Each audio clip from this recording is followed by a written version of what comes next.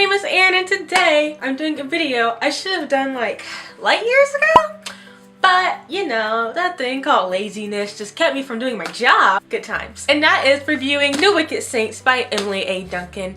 If you guys do not know, this book follows about three main characters, Nadia, Serafina, and the monster, who you will quickly find out who that is if you pick up this book. But for now, let's just call him the monster. Nadia is considered the chosen one for her country of Kalayazin. Cool, Kalayaki. It's been a while. Kalayazin, I was right the first time. Woot! She is a cleric. She has the ability to talk to the gods, something that has not been seen in years. I think like 30 years in this book. Anyways, a long time. She is seen as the saving grace for her country against the country of Trinavia that Serafina is actually the prince of, and he is a very notorious blood mage general type of dude. One day his dad's like, hey, Serafina, come home to the palace. You got things to get done.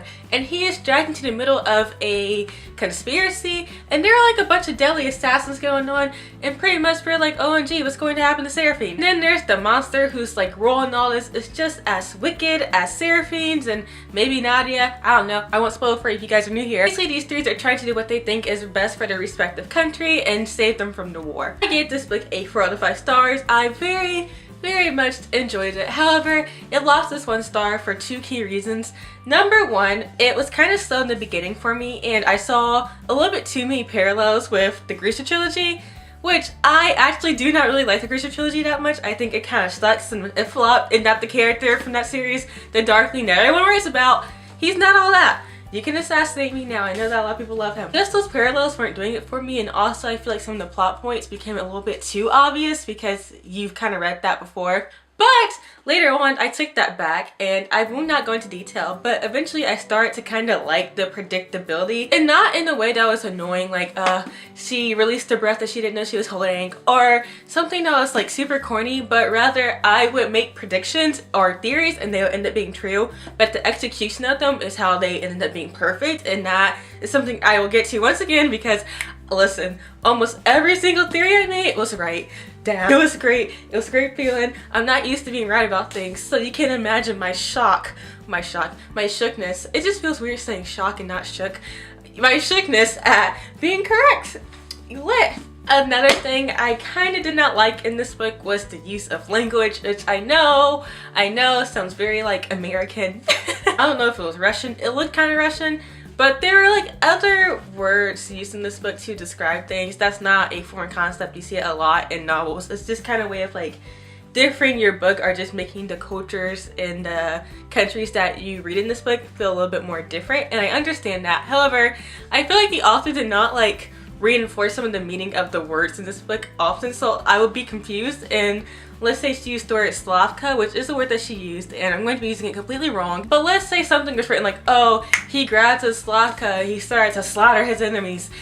I would have no idea like what a Slavka looked like. I knew that she explained to me on page 5, but we hadn't really like reinforced like what it looked like until page 300 or not at all. And so I would just imagine like a dagger, when in reality it was like a staff with like a little tiny blade at the end. So just like a little tiny petty thing like that, but just words that are outside the English language were used so much that eventually it became kind of annoying. Things I did like about this book is oftentimes when authors mess with different points of views, it can be a little bit dull, or you get to that character that you hate and it's like, oh my god, not you, I hate you.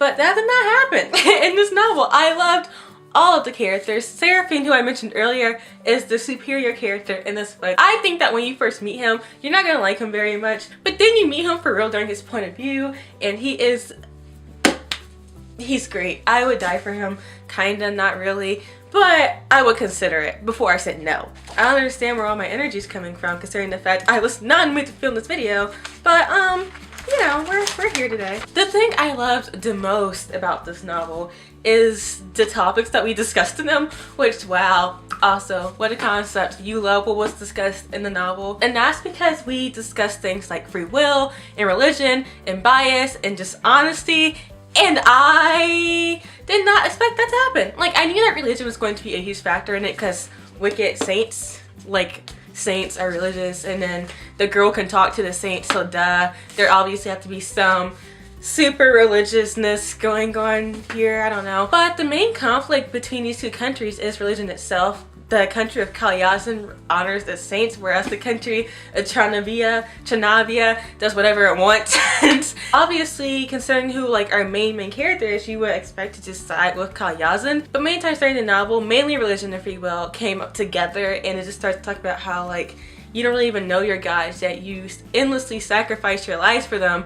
And I'm not saying like, oh my god, I feel like I'm sounding like anti everything. But I think what caught my attention was that there's really no black or white to it. There is no good side or bad side. Maybe you would go into it thinking that you should definitely root for this country, but at the same time you still understood what the other person was coming from. And usually when it comes to beliefs in general, whether it is religious or not, people don't tend to budge. They will always find a reason to knock down what you're saying. And oftentimes throughout this book, I saw myself changing my opinion depending on what page I was on. As someone who thinks about like free will and religion a lot, that's just kind of the like thread of discussion that I clinged onto. But I think that there is something that this book kind of like talks about very subtly, yet at the same time very strongly, that's for everyone, you know? So I just really love that aspect, and I think that Emily A. Duncan did an awesome job with that. That is really all I can say for my non-spoilery section. I'm super sorry if that was kind of too short for you, but if you read this book, it is a really quick read. It was only like 380 pages. Come back. I already have other videos. You know, they could get some love and you could just subscribe too. That'd be nice. And I'm done promoting myself. Bye. Hope you come back. I love you. See ya. Right, let's get down to business. To defeat the Huns. I love that movie. Mulan is just awesome. That is peak girl power, peak Disney princess. We stand. As I was saying about predictability and just my theories and my thoughts and opinions, literally I was right about everything, and I've just been right recently. I don't know what's going on, but I have been bomb, and it's a nice feeling, I must tell you. It really is. The two main things I predicted that ended up being right. For starters, I'm not about to count this one because it was kind of obvious. Malachi was our monster. I knew that by the description of super pale and like sad eyes in the book summary. And we also kind of knew that because he was a blood mage. Who else was the monster about to be? Because he would have popped up by now. So it's Malachi.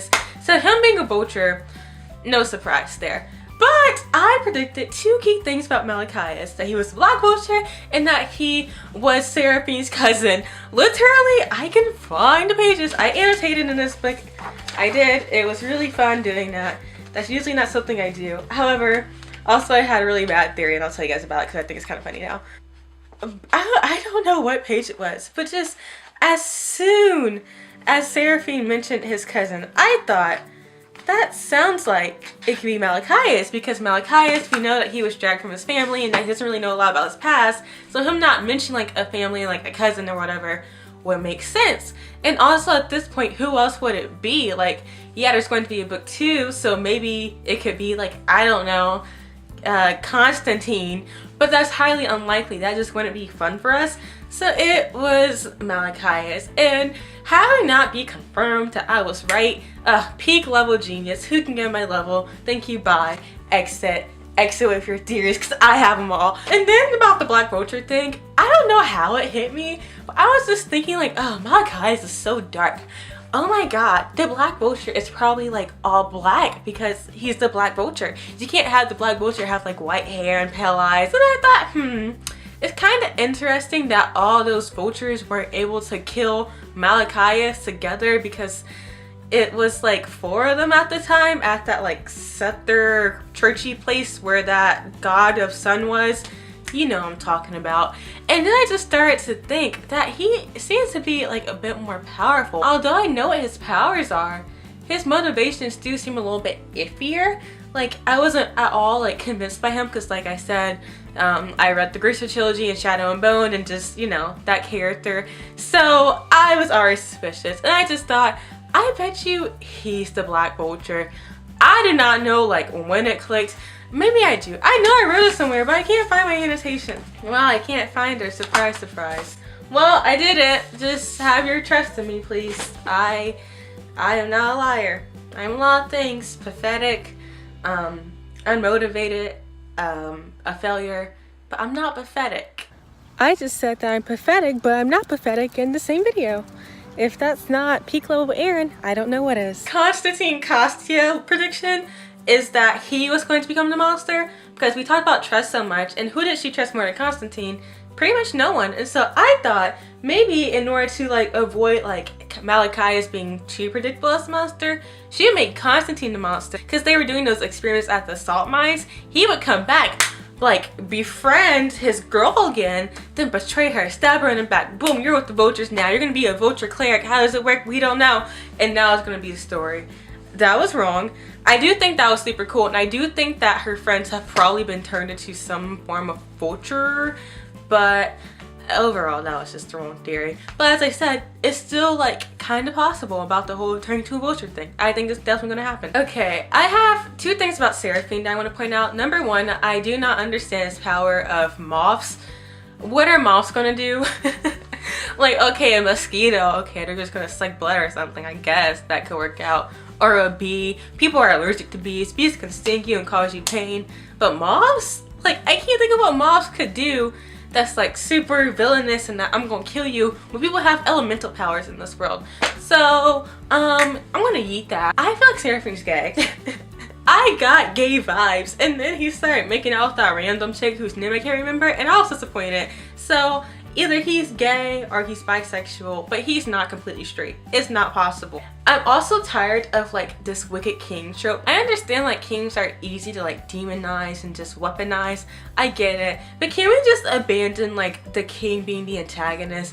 Give me something new. Give me something special. The rating did not go down for that reason, because what YA author has not gone down that route? Like what? But that's what I'm saying. I'm tired of the trope. Get rid of it. Eat it. Bye. I'm saying eat a lot in this video, and I don't like it. I'm gonna try and stop myself. I'm sorry. My little last, like, OMG, I kind of like this comment, is I loved the gods in this book. First of all, the mystery surrounding the gods is perfect. I am so here for it. I loved that we're like making them questionable. I do not know like what route we're about to go down, but it seems like they were also made like Malachi is. I also love that they have personality. Every single god has their own distinct personality that you could associate them with. Whereas in other books, when you see them conversing with gods, the god is either a mean face and a dick, or it's a girl, by the way, usually, and she's really graceful and she's nice and she's like, wield your power correctly, Elena. Have their own flaws and their own like upcomings and just traits, and it was great. They just all felt really distinct and like a actual like being, like they weren't just a carbon copy of typical gods that you see in books, and I love that so much. I just want to explore them more. I hope that we explore them more a lot in the next book. However, they have kind of like shut out Nadia now, so hopefully they get their act together, which they probably won't because they're gods, and gods tend to be egotistical. If we just look at the pattern of gods and like Greek mythology and Norse, what is Thor? Thor mythology, you can just call it that for now. And just how people usually portray gods, they don't tend to be all that. It's okay, you can question me sometimes. That is my little quick review on The Wicked Saints. I liked it a whole lot. If you guys could not tell, I'm confirming that for you. You're welcome. I was not sure how I felt about this book when I first picked it up, but now I will definitely be picking up the second one. Although I compared it to the Grisha trilogy in the beginning, I feel like as we continued with the book, it had its own distinct voice and its own little twist on things. In the ending, I felt like was genius, even though I had like a feeling where things were going. Just how Emily A. Duncan executed things, I felt like she had a couple of tropes here and there, but I genuinely believe that every single trope is good. That's why it's a trope, but the way that you execute it is the way people are going to respond to it, and she did fantabulous. So I really am happy that you guys came to hear my thoughts and opinions, and I love reading yours down below, so if you have them, please share. I would love that. My favorite pastime is just reading your comments. I really hope that you like this video and that you subscribe, because I make videos every single week, and I hope to see you next time. Bye, see you, love ya. And now it's time for some blooper. At the beginning, I felt like to the Grisha trilogy at the beginning, I felt as we I compared it to the Grisha trilogy at the beginning, I felt like as we continued, felt like as we